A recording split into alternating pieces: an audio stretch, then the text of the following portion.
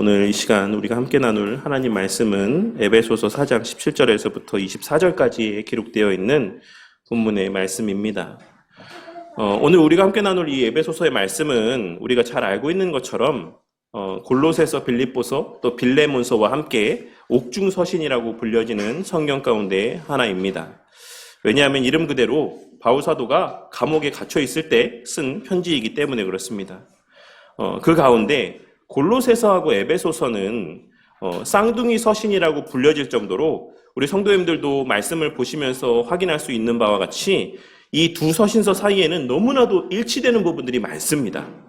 그래서 학자들 가운데는 이 에베소서가 골로새서를 참고해서 바울 사도의 제자가 쓴 편지다라고 이야기를 하는 학자들이 있는 것도 사실입니다. 그리고 바울 사도가 이 편지를 누구에게 썼는가라고 하는 것에 대하여서도 일부의 학자들은 이 편지가 에베소가 아닌 라오디게아 교회를 향해서 쓰여졌거나 혹은 에베소라고 하는 특정한 한 지역이 아닌 주변의 여러 교회들을 향한 회람용 서신으로 작성된 서신서라고 이야기를 하기도 합니다. 하지만 이후에 발견된 사본들의 내용을 고려해 봤을 때 이 편지는 에베소 교회를 향해 쓰여진 편지라고 보는 것이 가장 합당한 견해다라고 생각을 합니다. 그리고 또 이 에베소서의 하나의 중요한 특징 가운데 하나는 이 편지 가운데 특정한 상황들에 대한, 정황들에 대한 묘사가 하나도 나타나지 않는다라는 것입니다. 무슨 말이냐면 일반적으로 바울 사도가 쓴 많은 편지들 가운데는 어떤 그 교회가 처한 특정한 상황 때문에 편지를 썼을 때가 많이 있어요. 이단에 의해서 여러 가지 어려움을 겪고 있거나 성도들 사이에 분란이 있거나 여러 가지 상황들이 있어서 혹은 헌금 문제에 관해서 권면을 하기 위해 서거나 어떤 특정한 상황들을 염두에 두고 편지를 썼을 때가 대부분인데 이 에베소서에는 그러한 에베소 교회가 처한 어떤 특정한 상황들에 대한 언급들이 나타나지 않는다라는 것입니다. 그리고 이에 대해서 고신대 송영목 교수님은 그의 주석에서 이 에베소서는 상황서신이라기보다는 논문서신적인 성격이 있다라고 이야기를 하며 1세기의 특정한 상황을 염두에 두지 않고 기독교 진리에 대한 설명과 같은 넓고 일반적인 목적을 위해 기록된 서신으로 볼 수 있다라고 이야기를 하고 있습니다. 그리고 그것은 WBC 주석의 내용에서도 언급하고 있는 바라고 할 수 있습니다. WBC 주석 내용 가운데는 이 에베소서와 관련해서 다음과 같이 언급을 하고 있습니다. 에베소서에는 바울 서신의 전형적인 특징인 수신자들의 특별하고도 임박한 문제점들이 나오지 않는다. 에베소서는 개인적인 인사에 대한 어떤 목록도 나오지 않으며 또한 에베소서의 주제와 개인을 다루는 문제조차도 구체적이라기보다는 일반적이다. 그러니 이 에베소서는 에베소 교회가 처한 어떠한 특별한 상황을 염두에 두고 기록된 편지라기보다는 에베소 교회를 비롯한 여러 교회들을 향한 바울 사도의 일반적인 권면의 내용들이 담겨져 있는 편지라고 할 수가 있는 것이고, 그렇기에 오늘날 교회와 성도들을 향해서 보다 일반적인 가르침과 일반적인 권면의 메시지들을 담고 있는 성경 말씀이라고 할 수가 있는 것입니다. 그러니까 특정한 어떤 상황에 처한 교회들을 위해서 이 성경 말씀이 적용되어지기보다는 그냥 보편적인 일반 교회들, 여러 일반적인 상황 가운데 놓여있는 여러 교회들 가운데에 공통적으로 적용되어질 수 있는 보편적인 진리들이 이 에베소서 가운데 담겨 있다라는 것입니다. 그리고 또 한 가지, 저도 예전에 이 에베소서를 설교하면서 이 에베소서가 담고 있는 중요한 주제는 교회에 대한 내용이라고 말씀을 드린 적이 있는 것을 아마 기억하실 거라고 생각합니다. 그러니까 이 에베소서는 교회론에 대해서 많은 가르침들을 주고 있는 서신서인 것이 분명합니다. 하지만 이 WBC 주석을 집필하신 앤드류 링컨이라고 하는 교수님은 이 에베소서를 어떤 그 교회론에 대한 것들 가운데 교회 일치라고 하는 어떤 지엽적인 한 부분에 한정지어서 이 에베소서를 보면 이 에베소서가 담고 있는 보다 넓고 큰 깊은 의미들을 다 이해하지 못할 수 있는 우려가 있다라고 말씀을 하고 있습니다. 이 에베소서 가운데는 교회 일치라고 하는 내용들, 그러니까 교회론을 다루면서 교회 일치라고 하는 어떤 특정한 주제에 대한 것들을 이야기하고 있기도 하지만 그 한 가지의 주제가 이 에베소서 전체를 아우르고 있는 주제는 아니다라는 것입니다. 바울 사도는 이 에베소서의 말씀 가운데서 단순히 교회는 이러해야 된다, 저러해야 된다. 교회는 일치되어야 된다, 하나 되어야 된다. 어떤 이러한 지역적인 주제를 말씀하고 있다라기보다는 신약시대의 교회가 태초부터 세상의 끝날까지 이어져 가고 있는 그리스도의 구속사역의 그 길 위에서 하나님의 섭리 가운데 세워진 구속 공동체인 것을 밝히며, 그렇기에 구약시대의 교회와 신약시대의 교회 사이의 연속성과 정통성을 이야기하고 있는 것이고, 그리스도를 중심으로 한 단일성과 통일성을 이 에베소서 가운데서 다루고 있다라고 할 수가 있는 것입니다. 그리고 그러한 내용의 전개 과정 속에서 교회의 일치에 대한 부분들 또한 다루고 있는 것이다라고 할 수 있는 것입니다. 앞서도 말씀드렸던 것처럼 바울 사도는 이 에베소서의 말씀 가운데서 단순히 교회는 어떠해야 된다라고 하는 정도가 아니라 교회의 본질과 가치에 대해서 먼저 이야기를 하고, 그것에 근거하여서 그 안에 속한 성도들을 향한 권면의 메시지들을 증거하고 있는 것입니다. 그 가운데 오늘 우리가 함께 나눌 말씀의 내용은 우리에게 비교적 익숙한 주제라고 할 수 있는 옛사람과 새사람에 대한 비교와 권면의 내용을 담고 있는 말씀의 내용입니다. 바울 사도는 먼저 그러므로라고 하는 표현을 이 문단의 시작 가운데 사용함으로써 오늘 우리가 나눌 이 말씀의 내용이 앞선 말씀과 이어지는 그 연속선상에서의 말씀인 것을 드러내 보여주고 있습니다. 그렇다면 앞선 4장 1절에서부터 16절까지에 기록된 말씀의 내용은 무엇입니까? 그것은 우리가 예전에도 함께 나누었던 것처럼 부름받은 성도의 연합 가운데 말씀을 배우고 말씀을 알아감 속에서 견고히 세워져 가며 또 그와 같이 세워져 갈 수밖에 없는 교회의 공동체에 대한 말씀의 내용이었습니다. 그러니까 앞선 내용들을 보시면 하나님께서 교회에 말씀 사역자들을 주셨다. 그 말씀 사역자들을 통해 교회는 여러 봉사자들이 세워지게 되어 있다. 그리고 그 봉사자들을 통해서 교회가 견고히 세워져 가는 것이다. 그런데 그렇게 세워져 가는 교회 공동체, 말씀 사역자를 중심으로 여러 봉사자들을 통해 세워져 가는 교회는 그 중심에 하나님의 사랑이 자리하고 있어야지만 온전하게 세워져 가고 자라갈 수 있다. 앞서 우리 옛고모 시간에도 제가 이야기했던 것처럼 교회에 목사가 있고 봉사자들이 있으면 교회의 어떤 외적인 모양은 갖출 수 있겠지만 본질적으로 참된 교회라고 하는 것, 그리고 교회가 본질적으로 성장해 간다라고 하는 것은 그처럼 목사가 있고 봉사자들의 열심과 헌신을 통해서만 세워져 가는 것이 아니라 그 안에 하나님에 대한 사랑에 대한 깨달음과 그 사랑의 실천들이 함께 수반되어질 때에만 교회는 반드시 하나님께서 보시기에 합당한 모습으로 세워져 갈 수 있다라는 사실을 말씀하고 있으신 것이다라고 할 수가 있는 것입니다. 그러니까 앞선 내용들은 이제 그러한 내용들, 교회가 어떻게 세워져 가는가, 교회가 참으로 자라가고 성숙하여져 간다는 것이 어떻게 가능한 일인가라고 하는 것을 이 앞에서의 말씀 가운데 언급했다라는 것입니다. 그리고 나서 그러니까 교회는 사랑 가운데에 세워져 가는 것이니까 이제 내가 오늘의 이런 이야기들을 한다, 이후에 이런 말씀들을 하고 있는 것이다 라고 밝히고 있는 것이다 라고 할 수 있는 것입니다. 그러한 측면에서 생각해 봤을 때 오늘의 이 말씀은 그렇다면 교회가 어떻게 각자의 역할을 온전히 감당하며 사랑 안에서 하나의 교회로 세워져 갈 수 있는지, 그 목적을 위해 성도 각자의 개인은 어떻게 행동해야 되는 것인지를 말씀하고 있는 것이다라고 할 수 있는 것입니다. 우리는 일반적으로 옛사람과 새사람에 대해서 생각할 때 우리 개인의 개인적인 성화와 관련하여서만 생각할 때가 많이 있지만, 오늘 말씀에서의 바울 사도는 교회적인 차원에서, 공동체적인 차원에서 옛사람과 새사람과의 이 관계와 관계된 권면의 말씀들을 전하고 있다는 사실을 염두에 두고 오늘 말씀의 의미를 살필 수 있어야지만 되는 것입니다. 무슨 말이냐면, 그러니까 성화라고 하는 것, 한 개인이 성화되어져 가는 것은 그냥 나 혼자가 신앙생활 잘하고 못하고에 관계된 부분이 아니라 한 교회가 세워져 가고 세워져 가지 못하고 하는 이러한 문제와 연관된 문제다. 그러니까 우리 개인이 말씀을 보고 우리 개인이 봉사하고 우리 개인이 성숙하여져 가는 이 개인적인 성화는 교회 공동체가 세워져 가는 문제와 밀접한 관계가 있다라고 하는 측면에서 오늘의 이 말씀들을 언급하고 있다라는 사실을 놓쳐서는 안 된다는 것입니다.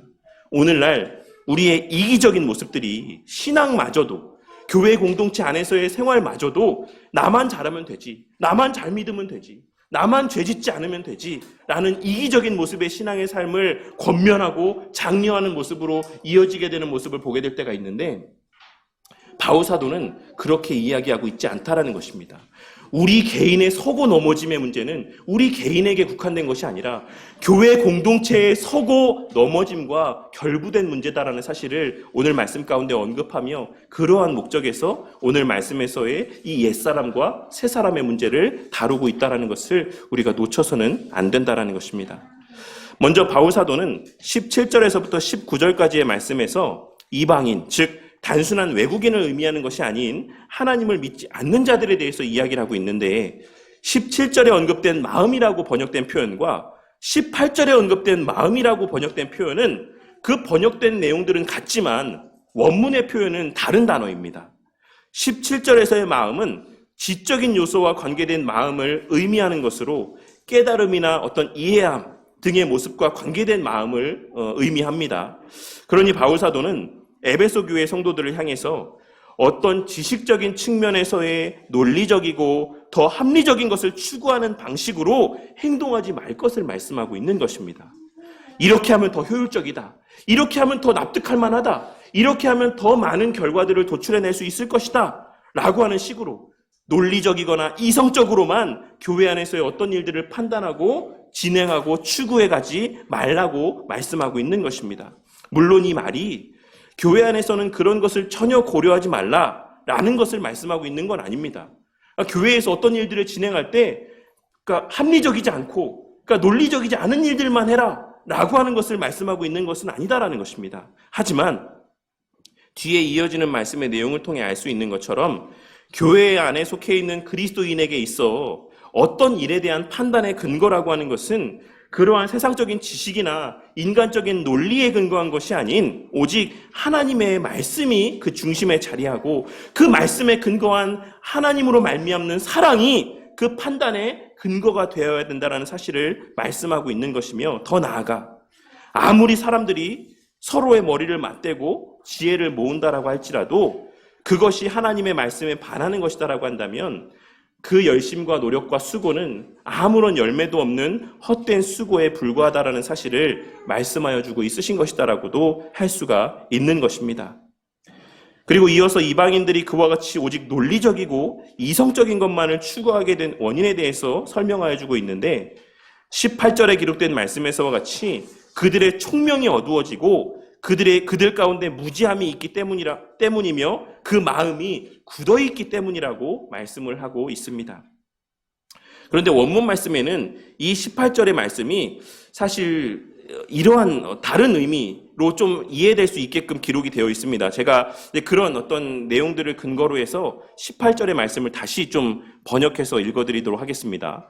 저희 가운데 있는 무지함으로 말미암아, 그리고 저희 마음이 굳어짐으로 말미암아 저희 총명이 어두워지고 하나님의 생명에서 떠나 있다. 이런 의미로 이 내용이 기록이 되어 있다라고 할 수가 있는 것입니다. 그리고 여기서의 무지함과 마음의 굳어짐이라고 하는 것은 서로 긴밀하게 연관되어져 있는 말씀으로, 무지함은 하나님을 인정하지 않으려는 완고한 마음에서 오는 이성의 어두워짐을 의미하고, 마음의 굳어짐 또한 도덕적인 양심의 기능이 굳어있는 상태를 의미합니다.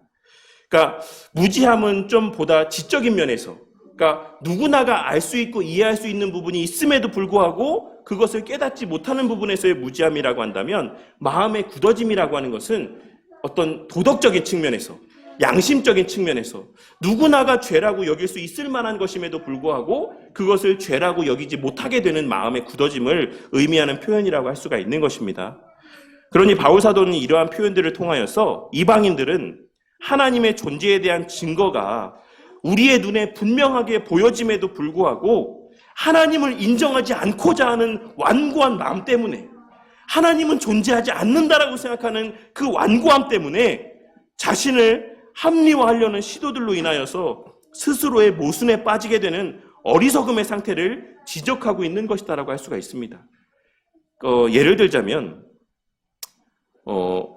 하나님께서 창세기 1장 1절 말씀에서 천지를 하나님이 창조하셨다. 이 천지는 하나님이 만드셨다. 라고 하는 것을 분명하게 언급하고 있음에도 불구하고 그것을 인정하지 않고자 하는 마음 가운데서 하나님이 어딨냐? 하나님은 존재하지 않는다. 라고 하는 그 전제 가운데 과학자들이 그러면 세상이 어떻게 생겨나게 되었을까? 신이 존재하지 않으면, 신이 존재하지 않는다라는 가정하에 어떻게 이 세상이 존재하게 되었을까를 끊임없이 연구하며 그들이 부딪히게 되는 모순적인 상황들을 지금 바울 사도는 지적하고 있는 것이다라고 할 수가 있는 것입니다. 우리가 알고 있는 이 세상의 기원에 대한 가장 오늘날 합리적인 그 설명이 이론이 뭐라고 말씀드렸습니까? 빅뱅 이론이라고 말씀을 드렸죠. 근데 이 빅뱅 이론이라고 하는 것을 이야기할 때 그러면 그 빅뱅 이전의 상태는 무엇이었고 그 빅뱅을 하게 된 원인이 무엇이었으며 그때 당시에 그 물질들은 그럼 도대체 어디서 왔는가라고 하는 것에 대한 것은 과학자들이 대답을 할 수가 없어요.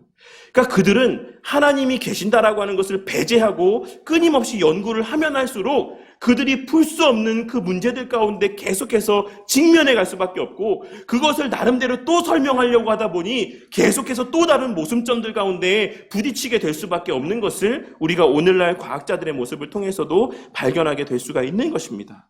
그리고 또한 철학자들의 모습들 가운데서도 하나님께서 분명히 인간을 어떤 목적으로 창조하셨는지를 성경 말씀 가운데 분명히 기록해 놓으셨음에도 불구하고 그 하나님을 배제하고 생각하고 인간의 존재 목적을 연구한 그 결과 나머지 철학자들의 그 이후 시대에 풀리지 않는 그 제목, 의문이 무엇입니까? 인간의 목적이 무엇인가? 인간의 가치는 무엇으로 말미암는 것인가? 인간과 다른 피조물 동물들 간의 그 차이점은 어디서 비롯되는 것인가? 이것이 철학자들의 풀리지 않는 질문이에요. 동물과 인간의 사이의 차이점이 뭐냐? 인간이 왜 동물들보다 더 특별히 존귀하냐? 그리고 인간은 무엇을 위해 존재하는 것이냐? 인간은 무엇을 위해 사는 것이냐? 이것이 오랜 철학자들의 풀리지 않는 그들의 질문거리다라고 할 수가 있는 것입니다. 그들이 왜 그렇게 계속해서 끊임없이 고민합니까? 그것은 성경 말씀에 기록된 하나님의 천지창조를 믿지 아니하고 하나님께서 인간을 창조하시면서 말씀하셨던 인간의 그 존재 목적을 그들은 인정하지 않기 때문이라고 할 수가 있는 것입니다. 오늘 말씀에서 바울 사도가 언급하고 있는 바는 오늘날에도 여전히 발견되어지는 그와 같은 철학자들과 과학자들의 모습을 이야기하고 있는 것이다라고 할 수 있는 것입니다. 여기서의 총명은 앞서 언급한 17절 말씀에서의 마음과 관계된 표현으로서 이해력이나 사고력 등을 의미합니다. 그러니 이는 그들이 빛 되신 주님과 함께하지 않으므로 본래 마땅히 깨달아야지만 되는 것들을 깨닫지 못하는 상태임을 말씀하고 있는 것으로 마치 창세기 1장 2절에 기록된 아직 빛이 없었을 때의 상태를 묘사하고 있는 흑암이 깊음 위에 있는 상태와 같은 상황 가운데 사람들이 놓여져 있다. 빛이 엄연히 있음에도 불구하고 그 빛 가운데 함께 거하지 않음으로 말미암아 여전히 어두움 가운데 있다, 머물고 있다라고 하는 것을 묘사하고 있는 것이다라고 할 수 있는 것입니다. 그러니 그들은 참된 본질을 보지 못한 채 오직 그들 나름의 제한된 지혜와 제한된 사고로만 판단을 하며 어두움 가운데 살고 있다라는 사실을 말씀하고 있는 것입니다. 바울 사도는 그와 같은 그들의 모습이 그들 스스로는 누구보다 똑똑하다라고 여겨지는 삶의 모습일지라도 실상은 하나님을 믿고 성경 말씀을 믿는 교회 다니는 어린 아이들보다도 미련하고 무지한 삶을 살고 있는 것이다라는 사실을 지적하고 있는 것입니다. 예를 들자면 우리 하임이가 하나님의 살아계심을 믿고 하나님께서 천지만물을 창조하셨다라고 하는 것을 믿고 고백할 때 이 하임이보다도 못한 정도의 수준 가운데 세상에 그 내노라 하는 지식이 있다는 사람들이 살아가고 있다는 사실을 지적하고 있다는 것입니다. 그리고 그들은 그들의 그와 같은 완고함 가운데 스스로 하나님의 생명에서 떠나 있다라고 말씀하고 있는 것입니다. 그리고 그와 같이 하나님을 떠난 그들의 삶은 영적으로 어두운 상태였을 뿐만 아니라 도덕적인 상태 또한 둔감하여져서 죄에 대한 수치심도 느끼지 못하고 양심의 고통조차도 느끼지 못하는 상태 가운데 있게 되었음을 말씀하고 있습니다. 물론 처음에는 양심의 찔림이라는 게 있었겠죠. 처음에 죄를 지을 때는 우리가 다 경험했던 것처럼 양심의 가책이라는 것을 믿지 않는 자들도 받게 되어 있습니다. 하지만 그 죄가 한 번, 두 번, 세 번, 네 번 반복적으로 쌓여갈수록 거기에 굳은 살이 배이는 것처럼 그렇게 그 도덕적인 양심의 기능이 무뎌짐으로 죄를 죄로 인식하지 못하는 상태까지 이르게 되었다라는 것을 말씀하고 있는 것입니다.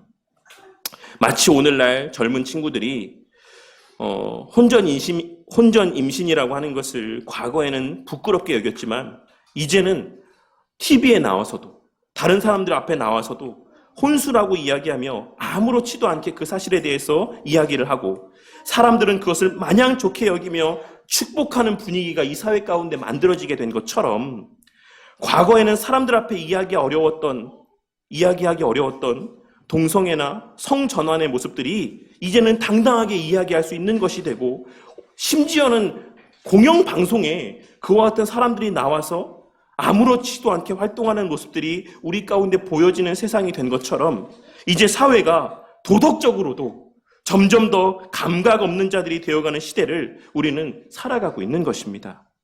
그리고 이에 대해서 프레드릭 페비 브루스라고 하는 일명 FF 브루스라고 불려지는 유명한 신약 교수님은 여기서의 방탕의 의미라고 하는 것이 이와 같은 성적인 무절제의 의미를 넘어선 다른 사람의 권리나 감정이나 공중 도덕 등에 아랑곳하지 않고 수치나 두려움 없이 행동하는 추한 행위들을 의미한다라고 이야기하고 있습니다.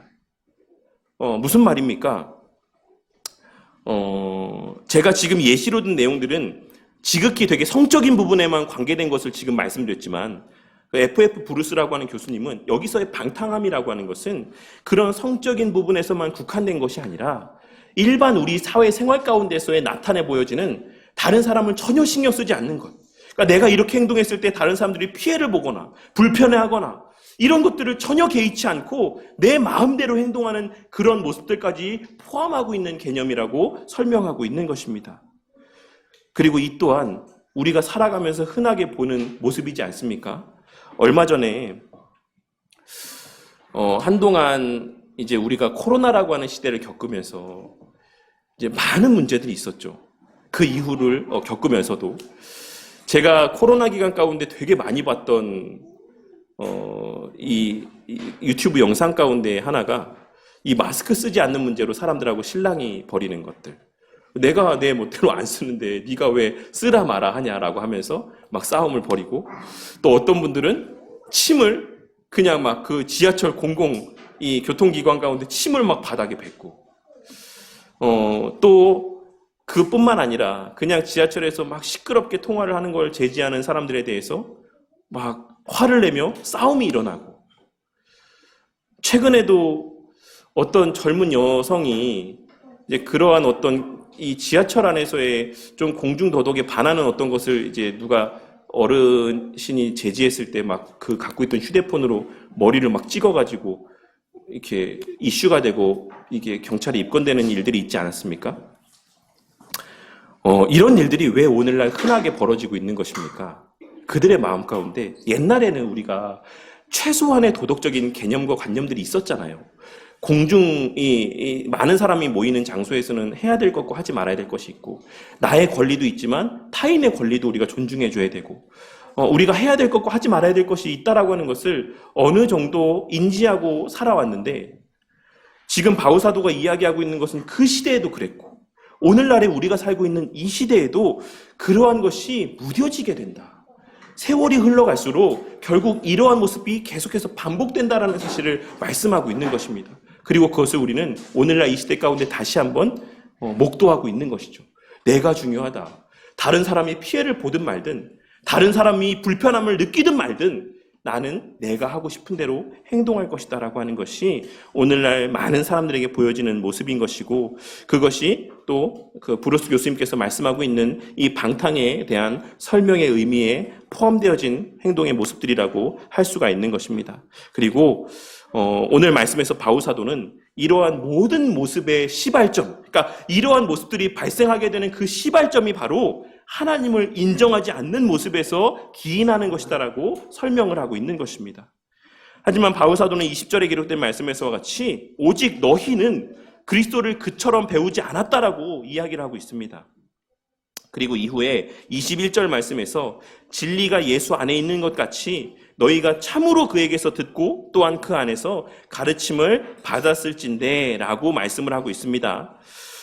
그런데 그 뒤에 이어지는 22절에서부터 24절까지에 이어지는 말씀을 어떻게 해석할지는 크게 두 종류의 해석으로 나뉘어집니다. 그 하나는 이 가르침을 권면에 대한 가르침으로 해석을 하고 있는 것이고, 다른 하나는 우리의 변화의 상태에 대한 설명으로 해석을 하는 것입니다.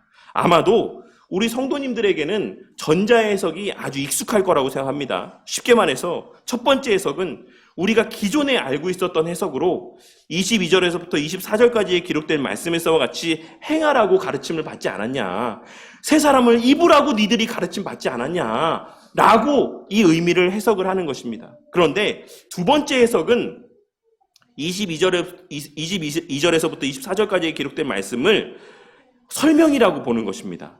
그러니까 21절에서 너희들이 가르침을 받았지, 그 가르침이 뭐야? 22절에서부터 24절까지의 말씀 가운데 있는 이 가르침을 너희들이 받았어. 너희들은 이미 새 사람을 입었다라고 배웠어 라고 이 22절에서부터 24절의 말씀을 해석하는 것입니다. 이 차이를 아시겠습니까? 전자는 너네들 이렇게 살라고 배웠지 라고 해석하는 것이고, 후자는 너희들이 그렇게 됐다라고 배웠잖아, 이렇게 해석을 한다는 것이에요. 이 차이를 아시겠죠? 네. 만일 전자와 같이 해석을 하면 이는 우리가 잘 알고 있는 것처럼 너희가 그리스도인이라면 22절에서부터 24절까지에 기록된 말씀에서와 같이 행동을 해야지만 돼 라는 의미로 해석을 하게 되는 것이고, 후자와 같이 해석을 하면 너희는 이미 새 사람이 되었으니까 그것을 알고 마땅하게 행동해, 이런 의미로 해석을 할 수가 있다라는 것입니다. 그래서 이제 이것에 대해서 우리가 그러면 새 사람을 입었냐 입지 않았냐, 전자로 해석을 하게 되면 우리가 아직 새 사람을 온전히 입지 않았다라고 하는 결론으로도 가게 될 수가 있어요. 그래서 이 문제가 요 뒷부분에 제가 언급을 하겠지만 후크마라고 하는 교수님이 쓰신 구원론 책에서 이 내용을, 이 똑같은 본문을 성화의 파트에서 다루고 있습니다. 그러면서 이제 그 내용들을 말씀을 하고 있는데, 어쨌든 저는 후자의 해석이 좀 더 우리가 믿는 바와 어울리는 해석이라고 생각을 해요. 우리는 이미 새 사람이 되었죠. 새 사람을 입어야 되는 사람이 아니라 우리는 이미 새 사람이 되었다라고 하나님께서는 말씀하고 있다라고 할 수가 있는 것입니다. 이에 대해서 앞서 말씀드렸던 안토니 후크마라고 하는 교수님 또한 존 머레이라고 하는 교수님의 견해에 동의하면서 이 본문의 말씀은 명령형으로 번역하는 것보다 결과를 나타내는 설명의 의미로 해석을 하는 것이 더 바람직하다라고 이야기를 하고 있습니다. 그렇게 해석을 한 성경이 어떤 성경이 있냐면, 우리 성도님들에게 익숙한 영어 성경인 NIV 성경을 보시면 그런 의미로 번역이 되어 있어요. NIV 성경을 보시면 이 말씀이 그런 권면, 명령의 의미로 번역되어 있지 않고 너희들이 그렇게 배웠지 않느냐, was taught라고 기록이 되어 있나요? 어쨌든 그렇게 번역이 되어 있습니다. 그리고 나서 22절부터 24절의 말씀을 언급을 하고 있는 것입니다. 그리고 이는 사실 우리 안에 옛사람과 새사람이 공존하며 치열하게 싸우고 있다는 전통적인 개혁주의 입장과 조금 다른 해석이라고 할 수가 있습니다. 안토니 후크마 교수님은 앞서 말씀드렸던 그 개혁주의 구원론이라고 하는 저서에서 존 머레이 교수님의 의견에 동의하면서 다음과 같이 이것에 대해서 말씀하고 있습니다.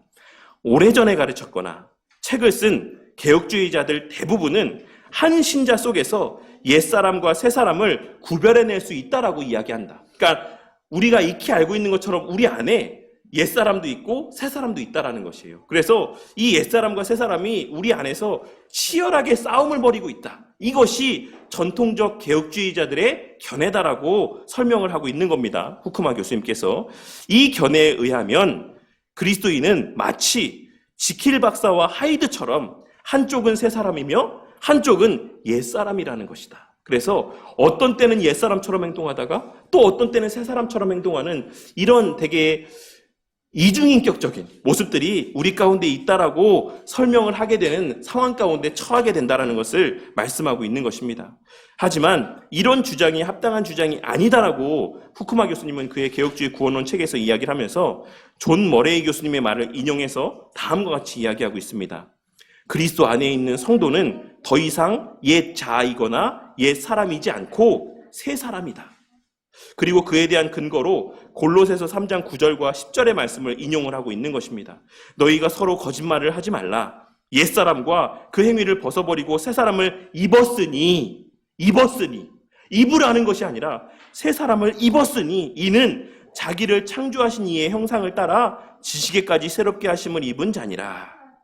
그리고 이어서 오늘 우리가 나누고 있는 이 말씀을 예로 들며, 이 에베소서 말씀을 예로 들며 이와 같은 해석을 이야기하고 있는 것입니다. 그러니까 이 해석이 그렇게 해석하면 안 된다. 새 사람을 입으라는 의미로 해석을 하면 안 된다. 골로새서 말씀에서처럼 우리는 이미 새 사람을 입었다. 새 사람이 됐다. 너희들이 그렇게 가르침을 받았지 않느냐? 라는 의미로 해석을 하는 게 합당하다라고 이야기를 하고 있는 것입니다. 그러므로 저와 우리는 이미 새 사람입니다. 우리 안에 옛사람은 이제 더 이상 존재하지 않습니다. 다만 우리 안에는 옛날에 우리가 행했던 우리의 옛사람일 때의 성향들이 남아있을 뿐인 것입니다. 그러니 바울사도는 이제 에베소 교회 성도들을 향해서 너희는 이제 새 사람이 됐다. 그렇게 배우지 않았냐? 그렇게 알고 있지 않느냐? 그러니까 새 사람이 되었다라는 것을 자각하고 그에 걸맞는 삶을 살기 위해서 애써라 라고 하는 것을 말씀하고 있는 것이며, 그 구체적인 모습들이 이제 오늘 말씀 뒤에 이어지고 있는 25절 이하에서부터 이어지고 있는 말씀의 내용들이라고 할 수가 있는 것입니다. 오늘 말씀을 통하여서 첫째로 우리 교회가 매사에 논리적이고 이성적인 것 혹은 효율적인 것만을 추구하는 교회가 되지 않기를 바라는 마음들이 저와 우리 모두의 마음 가운데 자리하게 되기를 바랍니다. 오늘날 교회의 모습을 보면 민주주의의 원리에 따라서 교회를 세워가려는 모습을 보게 될 때가 있습니다.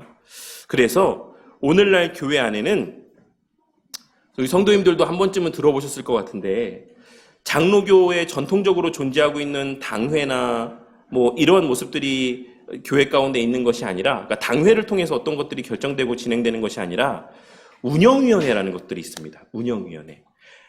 어느 정도 규모가 있는 교회들은 대부분 제가 알기로 운영위원회 같은 시스템들이 있는 걸로 알고 있어요. 아닌 교회들도 있지만.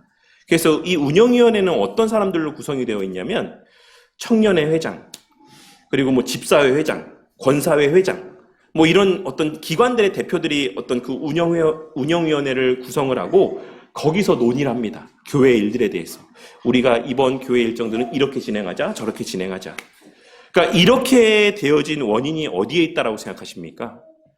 교회가 모든 이들의 요구들을 민주적으로 받아들여서 교회는 민주적인 원리에 따라서 세워져야 된다라고 하는 것이 오늘날 그와 같은 운영위원회라고 하는 성경에 언급되어 있지 않은 별도의 기관들을 만들어내는 결과로 이어지게 되었다라는 것입니다. 그리고 이것이 이상적인 교회의 모습인 것처럼 여기는 이들이 오늘날 교회 안에 너무나도 많이 있습니다. 장로들을 통해서 이루어지는 교회 정치, 이거 합리적이지 않아. 이거 맞지 않아. 교회는 모든 사람들이 함께 의견을 내고 거기서 모든 사람들의 의견을 반영해서 민주적으로 모든 일들이 진행되어야지만 해. 그것이 바람직한 교회의 모습이야 라고 이야기하는 모습을 보게 될 때가 많이 있다는 것입니다. 하지만 우리는 이러한 민주적인 절차와 질서에 따라서 만들어진 이러한 교회의 모습들보다도 하나님의 말씀의 원리가 더 우선한다라는 사실을 오늘 말씀을 통해 깨닫게 되는 은혜가 있기를 바랍니다. 하나님께서는 교회의 목사라는 직분을 세우시고 그에게 권위를 위임하셔서 교회를 다스리고 세워가게 하십니다. 그렇기에 바울사도는 디모데전서 5장 17절 말씀에서 잘 다스리는 장로들은 배나 존경할 자로 알되 말씀과 가르침에 수고하는 이들에게는 더욱 그리할 것이니라 라고 권면을 했던 것입니다. 하지만 목사 또한도 목사가 교회의 주인이 아니고 목사의 말이 곧 법이 아님을 명심함 가운데 맡은 바 직분을 잘 감당해야지만 될 것입니다. 하나님의 위임하신 권위라고 하는 것은 무조건적인 권위가 아닌 오직 말씀에 근거한 권위인 것을 깨닫고 언제나 그 하는 말들이 하나님의 말씀과 그 말씀의 원리에 부합하는지를 살펴야지만 되는 것이며, 성도들 또한 목사의 말이 하나님의 말씀의 원리에 어긋나지 않는다라고 한다면 언제나 그 지도에 따라 교회가 세워져 가는 데 있어 마음을 모으고 힘을 합할 수 있어야지만 되는 것입니다. 그리고 무엇보다 교회 안에서의 어떠한 일들을 행할 때에 방법적인 것들을 고민하는 것 이상으로 말씀의 원리를 생각하며 함께 기도하는 우리 바른교회 공동체가 되기를 바랍니다. 단순히 방법적인 측면에서 이렇게 하는 게 더 유리해, 이렇게 하는 게 더 이로워, 이렇게 하는 게 교회에 더 유익이 돼, 이런 것들을 따지는 데 더 많은 시간들을 할애하기보다는 무엇이 하나님의 뜻에 합한 일인 것인지, 어떻게 하는 것이 성경적인 결정이고 논의의 과정들이며 우리가 추구해야 될 방향인지를 하나님의 말씀의 기초에서 판단하고 고민하며 함께 기도함 가운데 결정하는 우리 교회 공동체가 되기를 바란다는 것입니다. 왜냐하면 우리가 아무리 지혜를 모아서 가장 이상적인 방식으로 일을 진행한다라고 할지라도 그것을 하나님께서 허용하시지 않으면 그 일은 한순간에 아무 일도 없는, 아무 일이 아닌 것처럼 의미 없는 무가치한 일로 전락해 버릴 수 있기 때문에 그렇습니다. 혹시 우리가 그렇게 세상 사람들의 그 욕구들을 충족시키며 사람들이 좋아할 만한 행사들을 하고 사람들이 좋아할 만한 모습으로 교회를 세워가며 많은 사람들을 끌어모은다라고 할지라도 그 결과는 우리의 교만함으로 이어지게 되고 결국 우리를 넘어지게 만드는 수단이 될 뿐임을 기억하는 저와 우리 모두가 되기를 바란다는 것입니다.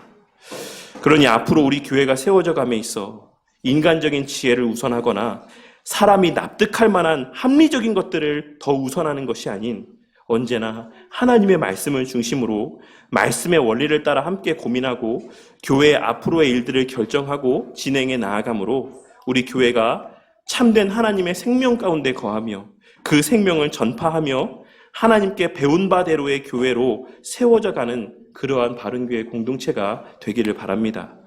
그리고 둘째로 천지 만물에 새겨진 하나님의 주권과 하나님의 살아계심과 그 존재를 인정하고 살아가는 저와 우리 모두가 되기를 바랍니다. 제가 예전에도 말씀드렸지만 사람들이 하나님을 인정하려 하지 않는 것은 그 권위에 복종하고 그 말씀을 따르고 싶지 않기 때문에 그렇습니다. 우리가 하나님의 존재를 인정하는 그 순간부터 우리는 그 권위에 순복하는 삶을 살 수밖에 없습니다.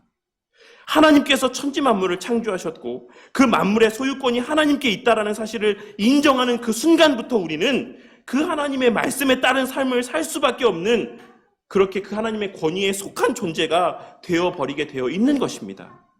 이것이 우리에게 극치의 복이자 유익이 되는 삶이라고 하는 사실은 차치하고 사람들에게는 본성적으로 자유를 갈구하는 마음이 있기 때문에 아담과 하와 또한 그러한 마음 때문에 넘어졌던 것처럼 모든 사람들은 하나님의 그 존재에 대해서 부인하고자 하는 그 본성적인 유혹들을 품고 살아가게 되어 있는 것입니다. 그래서 후쿠마 교수님은 앞서 언급한 그의 저서에서 다음과 같이 이야기를 하고 있습니다. 신약에 묘사된 세 사람의 새로움이라고 하는 것은 정적인 것이 아니라 동적인 것이며 지속적인 새로움, 성장, 그리고 변화를 필요로 한다라고 이야기를 하고 있습니다. 그러면서 오늘 말씀 23절에서의 새롭게 되어라고 하는 말씀에 대해서 설명을 하며 새롭게 되어라고 번역된 표현은 계속적인 과정을 지시하는 현재 시제이다. 그리스도 안에서 새로운 피조물이 된 신자들에게 아직도 몸의 더러운 행실을 죽이며 그들 속에 있는 죄는 무엇이든지 죽이며 정욕과 탐욕과 화냄과 악의와 부끄러운 말과 같은 모든 죄악을 벗어버리고 육과 영의 온갖 더러운 것에서 자신을 깨끗하게 하라고 말하고 있다라고 설명을 하고 있습니다. 그러면 이런 삶은 어떻게 가능한 것이겠습니까? 우리는 어떻게 이러한 지속적인 참된 생명의 삶을 살아갈 수 있는 것이겠습니까? 그것은 범사의 삶 속에서의 하나님을 인정하는 삶 가운데 가능한 것입니다. 우리 성도님들은 새 사람으로 거듭났다라고 하는 것이 어떤 의미라고 생각하십니까? 오늘 본문에서 알 수 있는 것처럼 이전에 알지 못했던 하나님의 존재를 깨닫게 되었다라는 것이고 이전에 우리가 부인했던 하나님의 그 존재를 인정하게 되었다라는 것을 의미합니다. 그렇게 하나님의 존재를 인정하게 된 사람들은 이전과 같이 함부로 행동하면서 살 수가 없는 것이고 하나님의 말씀에 어긋난 행위를 아무렇지도 않게 행하며 살아갈 수 없는 것입니다. 이에 대해서 J.C. 라일 목사님은 다음과 같이 이야기하고 있습니다. 영적인 전투는 마음속에서 일어나는 옛 본성과 새 본성, 육신과 영혼 사이의 투쟁이다. 그리고 이 투쟁은 모든 성도들에게서 발견이 된다. 이런 투쟁으로부터 오는 수많은 정신적인 고통은 그 당사자가 성화되지 않는다라고 하는 증명이 아니다. 오히려 나는 이 같은 갈등을 느끼는 사람이 정신적으로 건강한 상태에 있다라고 믿는다. 그리고 이런 징후는 그들이 죽지 않고 살아있다라는 증거이다. 우리가 새 사람이 되었다라고 하는 것은 끊임없는 그 마음 가운데 죄와의 싸움과 죄의 유혹에 대한 번민 가운데 살아가게 되었다라는 것이고, 우리가 그와 같이 죄에 대해서 싸우게 되고 죄를 인지하며 죄에 넘어지지 않기 위해 애쓴다라고 하는 것은 우리가 하나님의 살아계심, 하나님의 존재를 인정할 때에만 가능한 일이다라고 하는 사실을 우리는 오늘 말씀을 통해 발견하고 깨달을 수 있어야지만 된다라는 것입니다. 우리가 새 사람이 되었고 거듭난 자, 참된 생명을 소유한 자들이 되었다라고 하는 것은 우리가 하나님이 계시지 않는 것처럼 아무렇지도 않게 죄를 짓는 삶을 살아갈 수 없다라는 것을 의미한다라는 것입니다. 우리가 죄를 짓지 않고 살 수는 없겠지만 아무렇지도 않게 하나님이 지켜보시지 않는 것처럼, 하나님이 존재하시지 않는 것처럼 그렇게 아무렇지도 않게 죄를 지으며 살아가는 삶을 살 수는 없다라는 것입니다. 이 사실을 깨닫고 하나님 앞에서의 신전 인격자의 삶을 살아가는 저와 우리 모두가 되기를 바랍니다. 하나님께서 하나님을 알게 하신 자로 그 하나님의 존재를 망각하고 살아가는 자들이 되지 않기를 바란다는 것입니다. 앞서 서두에도 말씀드렸던 것처럼 하나님께서 이와 같은 삶에 대해서 말씀하게 하신 이유는 그것이 교회의 하나됨과 견고히 세워져 감에 있어서 필수적인 모습이기 때문에 그렇습니다. 이것을 반대로 이야기하면 어떻게 설명할 수 있겠습니까? 우리가 하나님의 하나님 되심을 인지하지 못하고 우리의 멋대로 살아갈 때 교회는 절대로 온전하게 세워져 갈 수 없고 성장할 수 없다라는 것을 말씀을 하고 있는 것입니다. 그리고 우리가 하나님의 하나님 되심을 인정하지 않을 때 우리는 그 교회를 세워감에 있어서의 하나님의 말씀을 우선하기보다는 세상적인 사람들이 어떻게 이야기하는지, 마치 오늘날 많은 목사님들이 어떻게 교회를 세우셨습니까? 어떤 방법으로 사람들을 모으셨습니까? 라고 하는 방법적인 것을 배우기 위해 찾아다니는 것처럼 우리가 하나님을 진심으로 인정하고 믿지 않을 때에는 하나님의 말씀 안에서의 원리를 발견하기 애쓰기보다는 그러한 세상적인 방법들을 찾아다니기 위한 그런 컨설팅 업체를 찾아다니는 그러한 모습을 나타내 보이게 될 수밖에 없음을 말씀하고 있는 것이다라고 할 수가 있는 것입니다. 오늘 말씀을 통하여서 교회가 어떻게 세워져 가는 것인지를 깨닫게 되는 은혜가 있기를 바랍니다. 그리고 우리의 마음 가운데 정말 하나님의 살아계심을 인정하는 마음들이 있는가라고 하는 것을 깨닫게 되는 은혜가 있길 바랍니다. 우리가 함께 오늘 십계명의 말씀에 대한 예수님의 말씀을 통해서 생각해 보았던 것처럼 하나님께서 우리에게 원하시는 바는 사랑입니다. 교회 안에서의 사랑을 행하고 사랑을 나누며 사랑 가운데 세워져 가는 모습입니다. 우리가 정말로 그러한 하나님을 인정하고 살아간다라고 한다면 우리가 교회 안에서 다른 이들에게 함부로 이야기하고 함부로 행동하는 삶을 나타내 보일 수 있겠습니까?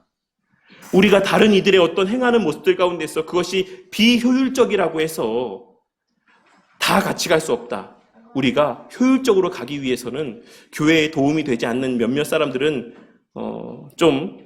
뒤에 남겨두고 우리가 그냥 그 도움이 되는 사람들과만 함께 추구하면서 교회를 세워가야지만 된다라고 하는 이야기들을 할 수 있겠습니까? 그렇지 않는다라는 것이죠. 오늘 말씀을 통하여서 우리가 진정 하나님을 믿고 신뢰하며 두려워하는 삶을 살아갈 때에만 이 교회 안에서의 참된 사랑을 나타내 보이며 봉사의 직무를 바르게 감당하는 자들이 될 수 있고, 또한 세상적인 방법이 아닌 하나님의 말씀의 원리에 따라 교회를 세워가고자 하는 열심들을 나타내 보일 수 있음을 기억하고, 우리 교회가 그렇게 말씀에 천착하는 삶을 통해 단기간에 많은 사람들이 모여드는 괄목할 만한 성장을 이루는 교회는 아닐지라도 조금씩 차근차근 하나님의 말씀의 원리에 따라 하나님의 사랑 안에서 견고히 세워져가는 교회가 되어 무엇보다 하나님 앞에 기쁨이 되고 하나님의 영광을 온전히 드러내며 이 교회 가운데 보내어주신 하나님의 백성들을 진심으로 보듬어 안고 포용하며 그렇게 함께 여러 모양의 성도들이 하나 되어 견고히 세워져 가는 그러한 바른교회 공동체가 되어 가기를 주님의 이름으로 간절히 축원합니다.